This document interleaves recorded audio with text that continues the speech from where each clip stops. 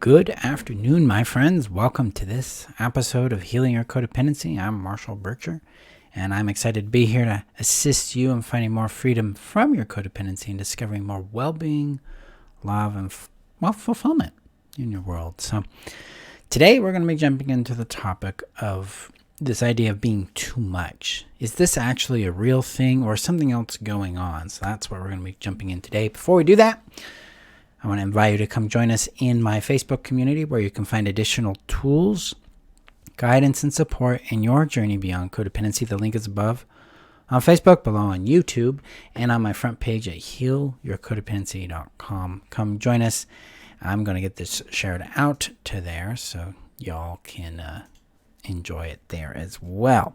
Let me know how you guys are doing in the comments below. What's been coming up for you? Any questions you've got? Because we're going to start doing question or Q&A session Fridays here pretty quick, and so I want to get some questions in, things like that. Okay, let's get this popped in there. So, have you had the experience of being told your needs, your wants, or who you are is too much? Have you had the unfortunate and painful experience of being rejected for what you needed or how you needed it? What you wanted or how you wanted that thing done? And have you taken that internally where you made that a truth about yourself? I'm too much. Have you been thrown the other direction where one day you're too much, next day you're too little? Never enough, always too much, right? Too hot, too cold. A lot of times this kind of experience happens because, well, for a number of reasons, actually. One of them has to do with what the nature of the relationship actually is. So in my work, I teach two basic concepts of relationships, two types. We have what's called benefit-centered relating, and then we have people or connection-centered relating. Sorry there. So in benefit-centered relating, the relationship orbits or is centered around the fulfillment of a specific transactional value. Sex, attention, meaning, a cookie is usually what I call it, but it's why the person's there. They're there to get a specific thing. And once they get that thing, they really don't have much interest in anything else outside of that. So much like going to Walmart, you got your tomato or your, in my case, the chocolate, and now you're going to ignore everything else in the store, go buy it and leave and go home and enjoy, in my case, that chocolate or, that tomato. That's a transactional system in relating.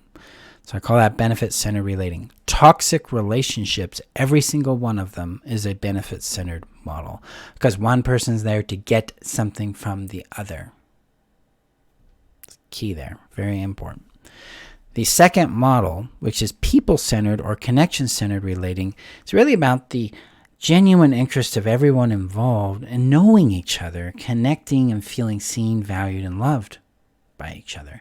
So the interest in this, the focus is, hey, how are you feeling? What's going on for you? I'm glad you're here. I'm glad you're in my life. I appreciate you. I like you. I love you.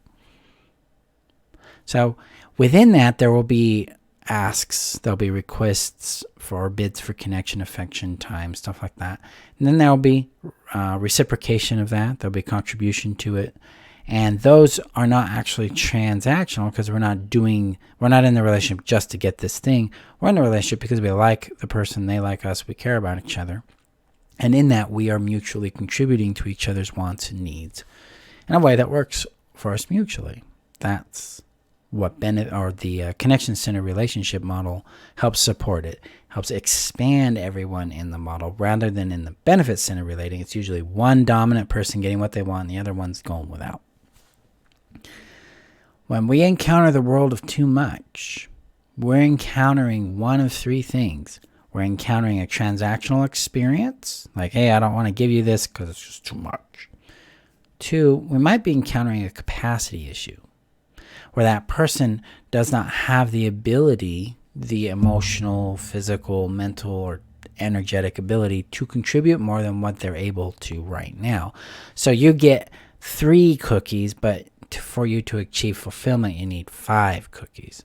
In this kind of dynamic, you do have a connection-centered relationship, but you also need to bring in other connection-centered or other connections into your world to contribute to that bucket so you can experience fulfillment more in a diverse way. This allows us to understand and accept and work into the reality that people are people. They, again, are not Walmarts. They're not here to fully satisfy our needs any of the time, much less 100% of the time.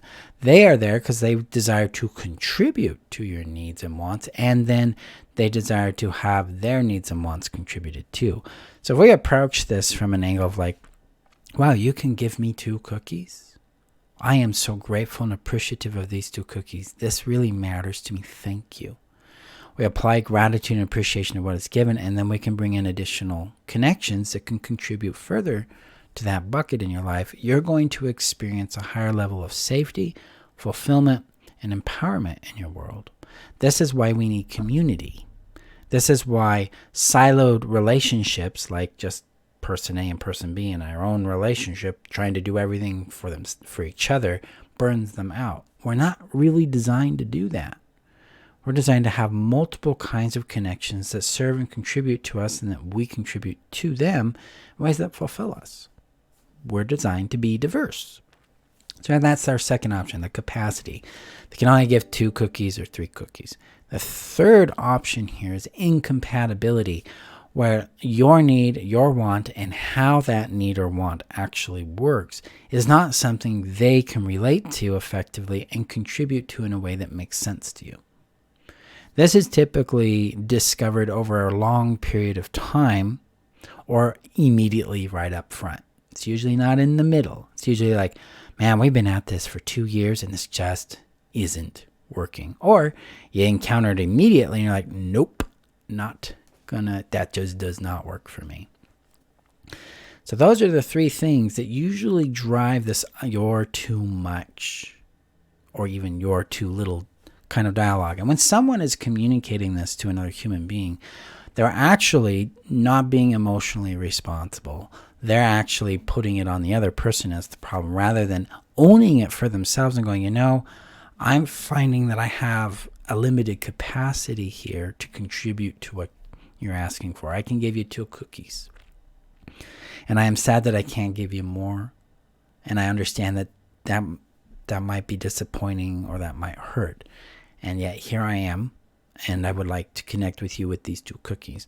And if the other person's like, thank you for the 2 cookies. And yeah, it's kind of sad, but I also get it. And I'm really grateful that you are contributing where you're able to. And you're responsive and warm and attentive to me. Thank you for that. That's a galvanizing experience where we start to realize we're being seen, valued, and treated like the human being we are, and so are they. This avoids resentment. This builds trust, it builds intimacy, and it builds opportunity for additional connections to come in and contribute to that person's world. So if we find ourselves going, wow, they're too much, we actually need to slow down and go, I have found a limit. I have found a boundary in my capacity, and this is where I need to communicate in a kind and direct way that says, here's what I can contribute. Rather than, that's too much over there.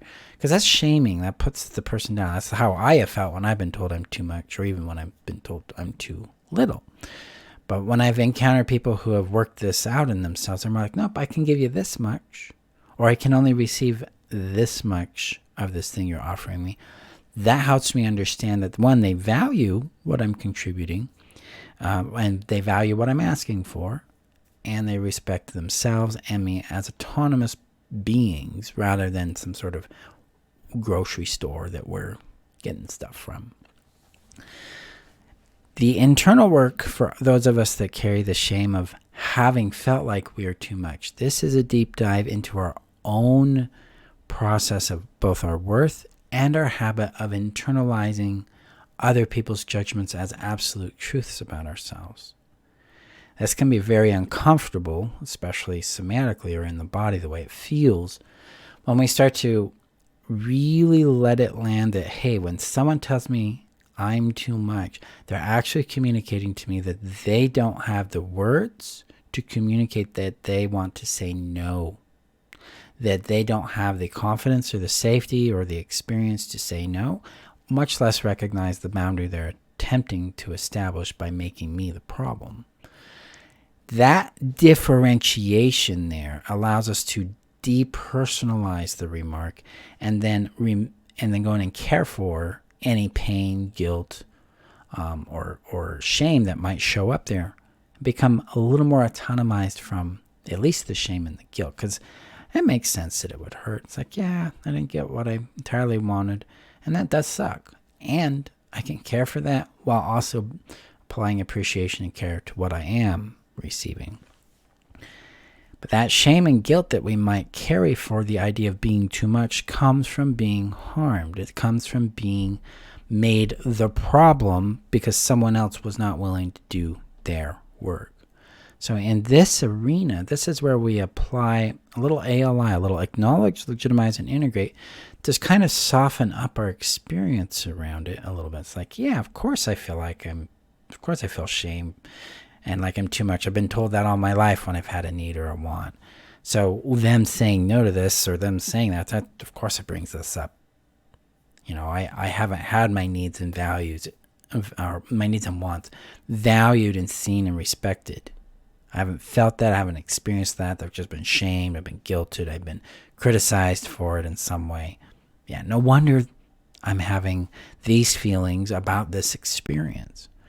I give that kind of love and attention. We're not fixing it. We're acknowledging our lived experience. We're acknowledging our lived past. And then we can open up to an opportunity here where we can go, hey, what shifts if I trust just a bit that I'm not too much, but this is actually a capacity or boundary issue they have. That helps us start to depersonalize it. It helps us start to go, hey, this is not actually my problem. I'm not too much or too little. They're experiencing some sense of overwhelm in their world. What's it like if I can pause, acknowledge, and observe that they're overwhelmed and this is the way they know how to communicate at the moment? That gives us space to experience separation from the judgment and also connection to our own autonomy and our innate goodness and innate wholeness. Because how much we might need of a thing isn't right or wrong. It's how we resource it that matters. So when we find someone who says, hey, I can't give it to you, or this is too much, it's more like, I am learning that this person only has 2 cookies to give, and now my work is to add additional connections to my life that can add other cookies, so that I can begin to experience more fulfillment in this particular area in my world. So depersonalizing it that way and starting to externalize it as, hey, this is something in their yard, it is not something wrong with me, allows us to get to a more caring, loving, and honest relationship with our needs and wants. And that allows us to connect with the experience of what it feels like when we are being nurtured and fulfilled, when they are being nurtured and satisfied that way. And then we can detect people, places, and things that naturally can contribute to us in a way that brings them joy too. This way we're no longer trying to be, we're trying to prevent the idea of being too much or too little. Instead, we are finding organic compatibility, and we're building consistent resource and connection with others that nurtures us and nurtures them. Because ultimately, in my opinion, there is no such thing as too much or too little. It's simply either there's a transactional intent in the relationship dynamic, there is a capacity limit, or there is an incompatibility showing up for us. So let me know your thoughts on today's class, my friends. Go gently with yourself. And yeah, what is coming up? Next month, we're going to have the first master class coming up. It's a Blunt Cake master class. It's titled Stop Fixing Yourself and Actually Heal by Doing This Instead. So that'll be coming June 26th. Watch out for information for that coming in the second week in June. So we're going to be having some fun there. Otherwise, go gently with yourselves. Go kindly. Again, let me know your thoughts in the comments below. And if you're watching on YouTube, hit that subscribe button. hit that bell. And if you're watching or listening via podcast or via Facebook, feel free to let me know your guys' thoughts. Appreciate you being here. Go gently, and I'll see you soon.